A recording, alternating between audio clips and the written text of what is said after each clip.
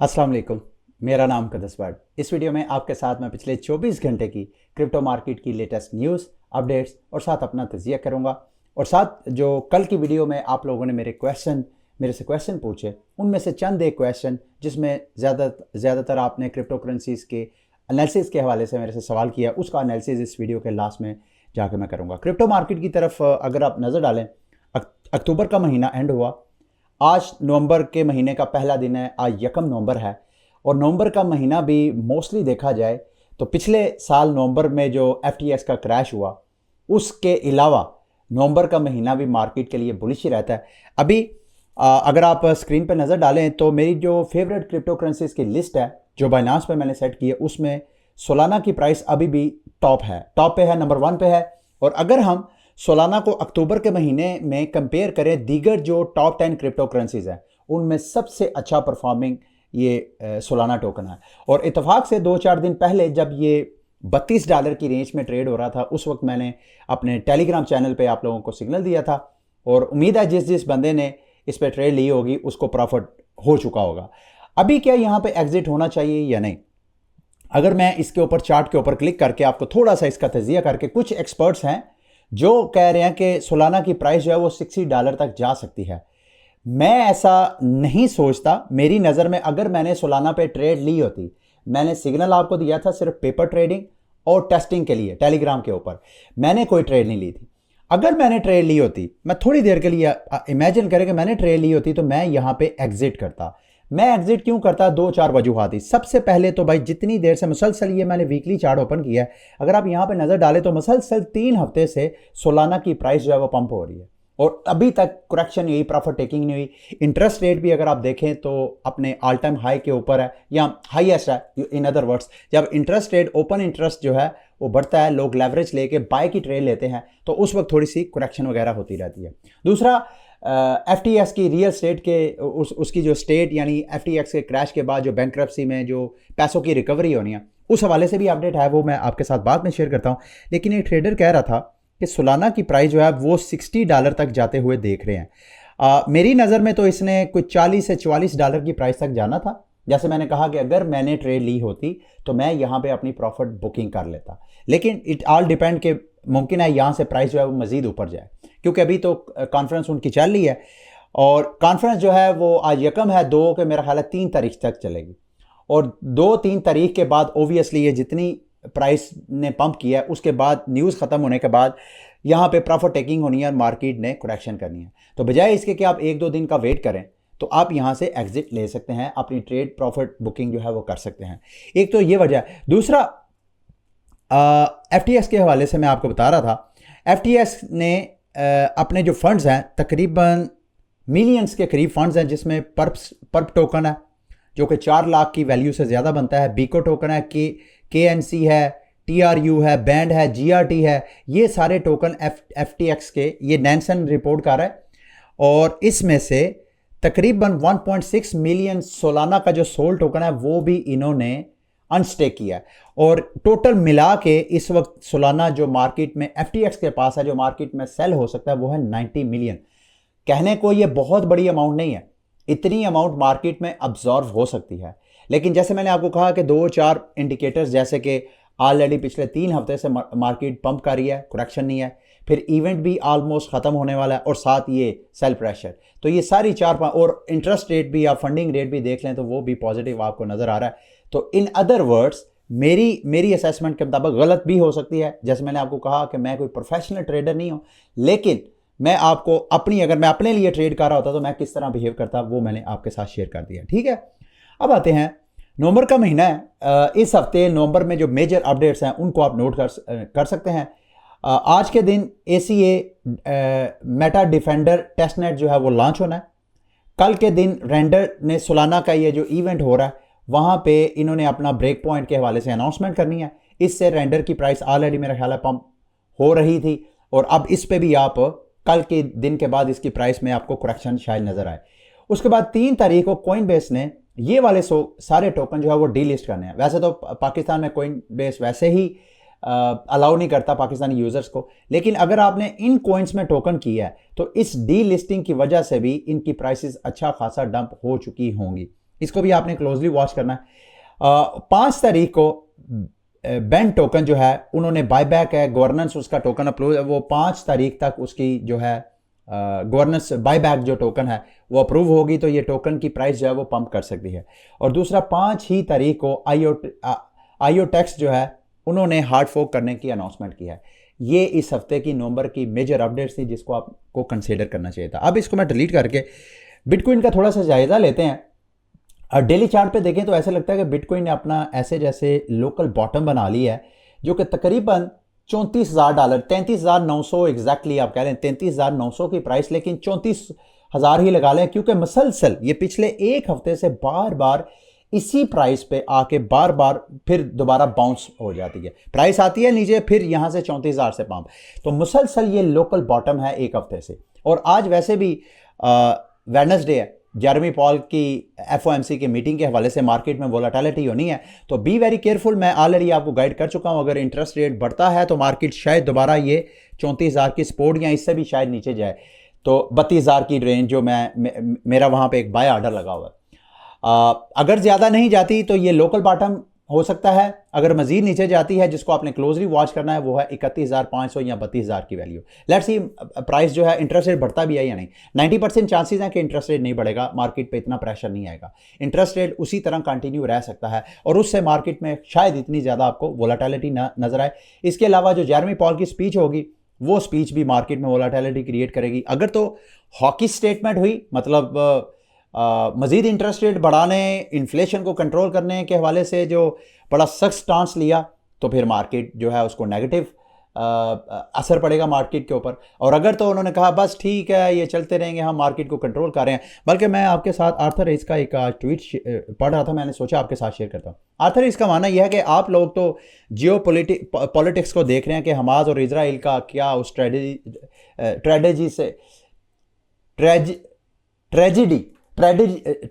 से क्या इफेक्ट होगा, लेकिन मैं चीज़ क्या देख रहा हूं कि चाइना और जापान ने अपनी करेंसीज को वीक करने की अनाउंसमेंट की है, जिसका अर्थ है इसकी असेसमेंट के मुताबिक यूएस ट्रेजरी के ऊपर इफेक्ट होगा, और जिससे यूएस ट्रेजरी जो है वो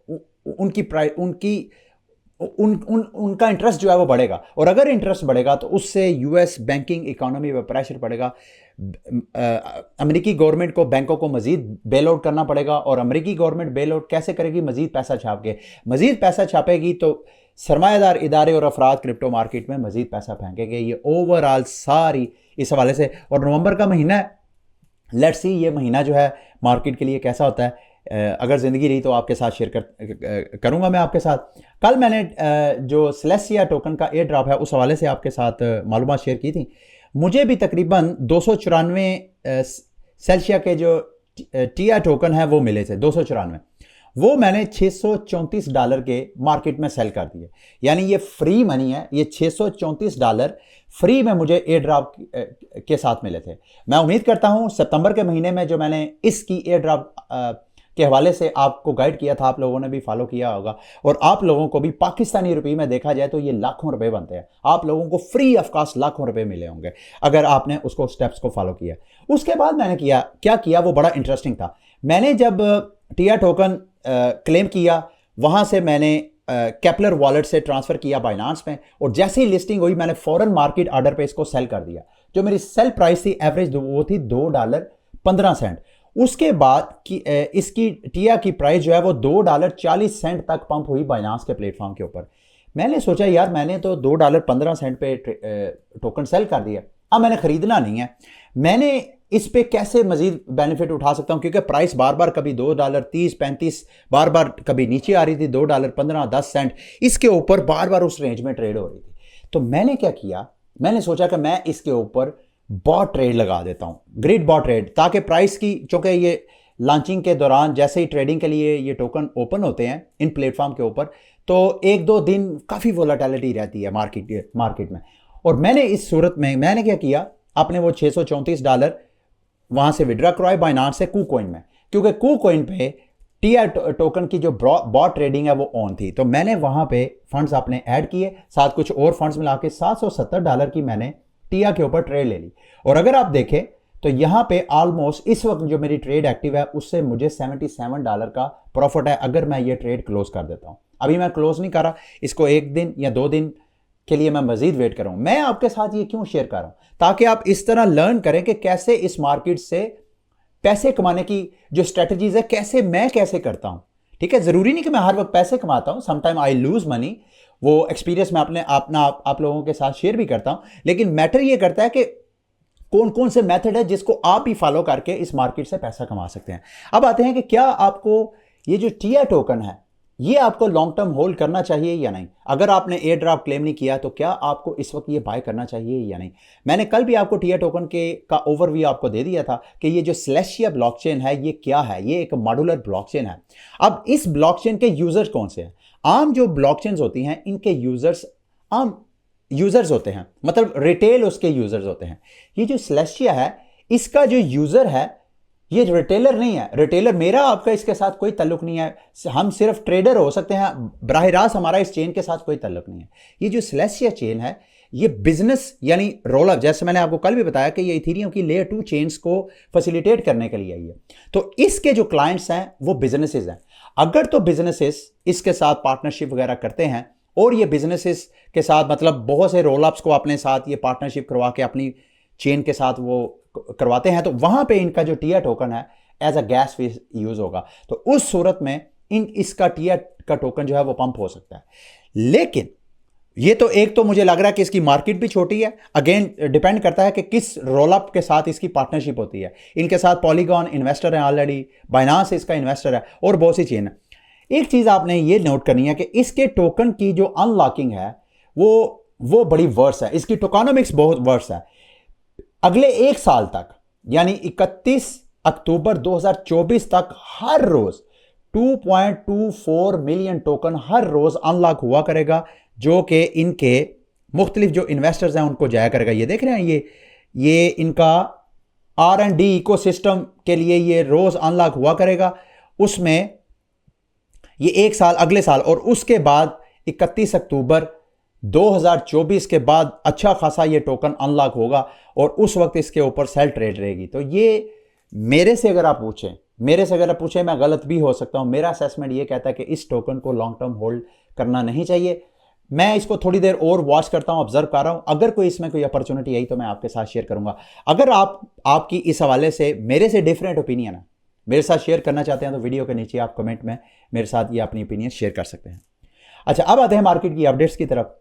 शिबारियम चेन ने अपने चेन के ऊपर शिबारियम नेमिंग सर्विस लॉन्च कर दिया। जैसे इथेरियम का अपना नेमिंग सर्विस है, आप कोई भी अपने वॉलेट को एक ह्यूमन रीडेबल नेम दे देते हैं, इसी तरह शिबारियम की चेन के ऊपर अगर आप नेम रखना चाहें तो यहाँ मैं आपके साथ ये वेबसाइट का एड्रेस इस वीडियो के डिस्क्रिप्शन में शेयर कर दूंगा। यहाँ पे आके आप कोई भी ह्यूमन रीडेबल नाम जो है वो अवेल कर सकते हैं। इसके लिए जो बंदा भी डोमेन बाय करेगा वो 20 बोन टोकन जो है वो एज अ फीस पे करेगा। अच्छा, मैं बोन टोकन का इन्वेस्टर नहीं था, लेकिन मैंने थोड़ा सा ये ये शिबारियम चेन पे ये गैस फीस के तौर पे यूज होगा, इसको मैं देख रहा था। इसकी total maximum supply 250 million bone token है। अगर हम शिबा इनो की टोकन की सप्लाई वो तो ट्रिलियंस में है, तो मैं सोच रहा था कि ये टोकन में मैंने $200 के बोन टोकन लेके रख लिए हैं इन केस। क्यों लेके रख लिए हैं? क्योंकि ये अपने इस वक्त अपनी लोएस्ट सपोर्ट के पास है, बिल्कुल अपनी। अगर आप ये वीकली चार्ट पे अगर आप इसका जायजा लें तो पिछले 1.5 साल से जो लोएस्ट प्राइस है बोन टोकन की उस रेंज के ऊपर ट्रेड हो रहा है। और अगर शिबा इनो का इकोसिस्टम ग्रो करता है तो बोन टोकन की प्राइस यहां से $2 तक गई है। बल्कि अगर मैं थोड़ा जूम करूं तो इसकी जो हाईएस्ट प्राइस है तकरीबन $2.40 तक इसकी हाईएस्ट प्राइस गई है। आई डोंट नो कि शिबा इनो का इकोसिस्टम ये जो मीम मार्केट है ये दोबारा ग्रो करेगी या नहीं करेगी, लेकिन इन केस अगर करेगी तो मैंने बोन टोकन में $200 इन्वेस्ट किए हैं इस उम्मीद के साथ कि इस वक्त लोएस्ट प्राइस पे है, सबसे सस्ता तरीन है। मुमकिन है यहां से मजीद नीचे गया तो मैं $100 $150 की मजीद बोन टोकन जो है वो बाइंग करूंगा। और अब मैं नीचे जो बाइंग करूंगा वो जाके तकरीबन कोई 35-40 सेंट के करीब अगर प्राइस नीचे जाती है तो फिर मैं बोन टोकन मजीद बाय करूंगा। ठीक है, इस उम्मीद के साथ कि ये एक रिस्की ट्रेड है। मार्केट की दूसरी अपडेट फ्रेक्स फाइनेंस के हवाले से है कि फ्रेक्स फाइनेंस की जो फ्रंट एंड है, जो मेन डोमेन है, वो हैकर ने हैक कर लिया है। तो उसका जो फाउंडर है फ्रेक्स फाइनेंस का, उसने कहा कि हमारी डोमेन के साथ इंगेज ना हो। अभी मेरा ख्याल है अपडेट ये है कि इन्होंने जो प्रॉब्लम थी हैकर की वो फिलहाल सॉल्व कर लिया। दूसरी हैकिंग रिपोर्ट है जी, एक इकोसिस्टम है, DeFi प्रोटोकॉल है ऑनिक्स के नाम पे, वहाँ पर भी हैकिंग हुई है। तकरीबन 2.1 मिलियन के जो फंड्स हैं वो ड्रेन कर लिए हैं हैकर्स ने। अब आते हैं अगली न्यूज़। सर्कल ने अपनी जो रिटेल यूज़र की एक्सेस थी कि कोई भी बंदा जाके उनके प्लेटफॉर्म पे USDC जो है वो मिंट कर सकता है, वो सर्विस इन्होंने बंद कर दिया है। और अब ये मिंटिंग जो सिर्फ इनके बिजनेसेस और इंस्टीट्यूशनल कस्टमर्स के लिए इन्होंने ऑन की है। ठीक है, ये मार्केट के लिए आई डोंट नो ये इसके पीछे लॉजिक क्या है। इसका तजिया इसी तरह हो सकता है कि इस तरह बिजनेस स्पेसिफिक होने से USDC या सर्कल समझता है कि इस तरह इसकी जो ग्रोथ है वो ज़्यादा हो सकती है, और रिटेल को इंगेज करने से इनके लिए लीगल शायद कोई इश्यूज़ वगैरह हों। अगली मार्केट की अपडेट है सुशी स्वैप के हवाले से। वहाँ पे एक प्रपोजल गवर्नेंस में प्रपोजल पेश की गई है। अगर वो अप्रूव हो जाती है तो सुशी स्वैप में जो फीस का रिवॉर्ड है वो सुशी स्वैप का जो टोकन है, टोकन होल्डर उस एक्स सुशी होल्डर्स, उनमें वो जो है 100% जितनी भी फीस है सुशी स्वैप की वो वहाँ पे डिवाइड हो जाएगी। और ये भी मेरा ख्याल है सुशी स्वैप के लॉन्ग टर्म के लिए ये एक अच्छी न्यूज़ है। ठीक है, अब आते हैं, आपने मेरे से कुछ टोकन के एनालिसिस के बारे में पूछा। सबसे पहले तो मैं ये बताना चाहता हूँ, आप में से एक बंदे ने पूछा ये BTC माइंट्रेक्स के बारे में बताएं ये क्या है। देखें, ये एक क्लाउड माइनिंग प्लेटफॉर्म है। जितना मैंने इसको स्टडी किया है, मेरी नज़र में ये एक स्कैम प्रोजेक्ट है।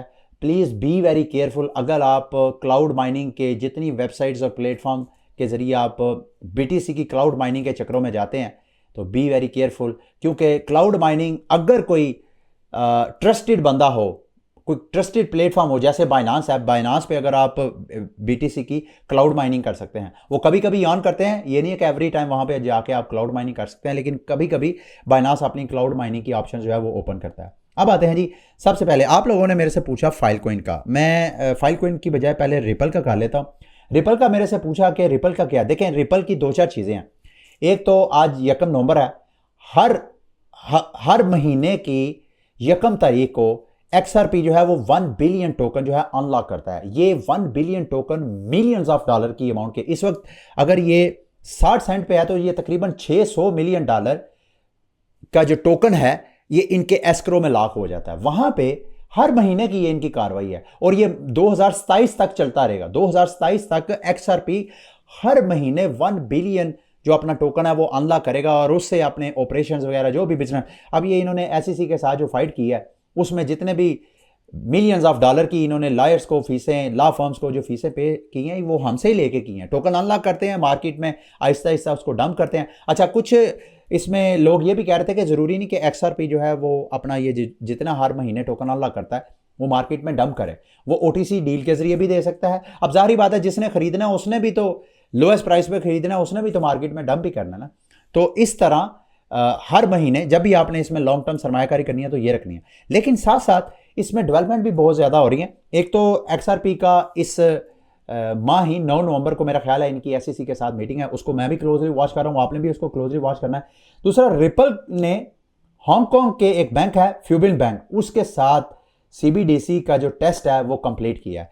इसका मतलब यह है कि जो XRP है वो कंट्रीज़ को, नेशंस को, बैंक्स को इस तरह जो CBDCs या डिजिटल करेंसीज हैं वो करेंसीज की सर्विस वगैरह प्रोवाइड करेगा और XRP के लिए ये लॉन्ग टर्म के लिए ये एक अच्छी पॉजिटिव न्यूज़ है। अच्छा, इसके बाद मैं देख रहा था कि XRP ने ये जो अपनी स्ट्रॉन्ग रेजिस्टेंस है 54 से 60 सेंट के करीब, उस वक्त इसके बिल्कुल पास है। ये डेली के चार्ट पे अगर आप देखें तो ये जो 54 सेंट की रेजिस्टेंस ब्रेक की है, इसके बाद XRP का नेक्स्ट रेजिस्टेंस है वो मुझे तकरीबन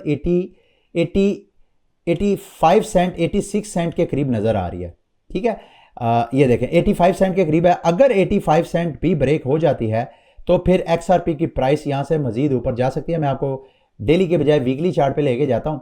तो ये इसकी रेजिस्टेंस पॉइंट्स है, मेरी नज़र में ये मेजर रेजिस्टेंस है। अगर ये वाली रेजिस्टेंस 85 सेंट की ब्रेक हो जाती है तो फिर XRP की प्राइस मेरे दोस्तों भाइयों $1, फिर $1.20-30 और फिर दोबारा $1.64, यानी यहाँ पे दोबारा बुल रन जो है इसका स्टार्ट हो सकता है। तो अभी आप ये करंट जिस प्राइस के ऊपर ट्रेड हो रही है ये वीकली कैंडल है। इस वीकली कैंडल को अगर आप देखें तो फिलहाल ये जो इसकी रेजिस्टेंस थी 54 सेंट, उसके ऊपर ट्रेड हो रही है। अगर ये वीकली कैंडल ऊपर ही ट्रेड होती है और कोई नेगेटिव न्यूज़ नहीं आती सिवाय इसके कि इनका 1 बिलियन टोकन अनलॉक हुआ है, तो फिर यहाँ से XRP की प्राइस मजीद ऊपर पंप हो सकती है। डिपेंड करता है क्रिप्टो मार्केट में सेंटीमेंट्स कैसे हैं। अगर क्रिप्टो मार्केट ओवरऑल बुलिश रहती है तो ये एक अच्छी न्यूज़ है XRP के इन्वेस्टर के लिए। अच्छा, उसके बाद फाइलकॉइन के हवाले से आपने मेरे से पूछा। फाइलकॉइन पे अगर आप वीकली की बजाय डेली पे जाएं तो यहाँ पे फिलहाल आपको एक बेरिश कन्वर्जेंस नज़र आ रही है यहाँ पे, और यहाँ से प्राइस फाइलकॉइन की मज़ीद नीचे मुझे जाती हुई नज़र आ रही है। अब एक तो ये लोकल इसकी बॉटम है जो कि $3.60 है, और इससे नीचे अगर जाती है तो $3.44 के करीब है, जो कि स्ट्रॉन्ग पहले रेजिस्टेंस थी, अब वो स्ट्रॉन्ग सपोर्ट है। अगर आपने फाइलकॉइन में इन्वेस्टमेंट नहीं की है तो आपने इस प्राइस पे अपना बाय ऑर्डर लगाना है। $3.45 46 पे लगा दें। अगर प्राइस नीचे आती है तो आप यहां से बाय करें, क्योंकि ये जो टेक्निकल एक सिनेरियो बना हुआ है जिसमें एक बेरिश डाइवर्जेंस बनती हुई आपको नजर आ रही है, जिसमें प्राइस जो है आपको हायर हाई बनाती हुई नजर आ रही है, जबकि नीचे जो RSI है, जो ट्रेडर का बिहेवियर है, सेंटीमेंट है, वो आपको लोअर हाई बनाता हुआ नजर आ रहा है। तो इस सेंस में इसको बेरिश डाइवर्जेंस बोलते हैं। ठीक है, अब फाइलकॉइन को अगर हम डेली की बजाय वीकली चार्ट पे देखें तो फाइलकॉइन की जो रेजिस्टेंस है मेरी नज़र में वो प्राइस बनती है तकरीबन $10 के करीब। अगर हम फाइलकॉइन को लॉन्ग टर्म में देखना चाहें तो पहली जो मेजर रेजिस्टेंस है जिसको ब्रेक करना चाहिए वो बनती है $4.58। अगर तो ये जो डिसेंडिंग पैटर्न बना हुआ है उसकी ये लोएस्ट हाई जो है इसको ब्रेक कर पाती है फाइलकॉइन की प्राइस, जो कि $4.58 बनती है, तो फिर ये पैटर्न, ये जो प्राइस एक्शन है ये इनवैलिड हो जाएगा और फाइलकॉइन की प्राइस जो है वो मजीद ऊपर जा सकती है। और फाइलकॉइन जब तक ये 200 डेज की मूविंग एवरेज लाइन को ब्रेक नहीं करती उस वक्त तक इसको हम ये नहीं कह सकते कि इसका बेरिश ट्रेंड जो है वो रिवर्स हो गया। और मेरा ख्याल है जैसे ही ये $4.58 की प्राइस को ब्रेक करेगी तो उसके बाद ट्रेंड भी जो है वो रिवर्स हो जाएगा। यहां पे आपको नजर आ रहा है 200 डेज की मूविंग एवरेज लाइन बिल्कुल उसके पास है। पहली रेजिस्टेंस आप इसको कह सकते हैं जो कि $4 की प्राइस बनती है, और उसके बाद नेक्स्ट मेजर रेजिस्टेंस है $4.58।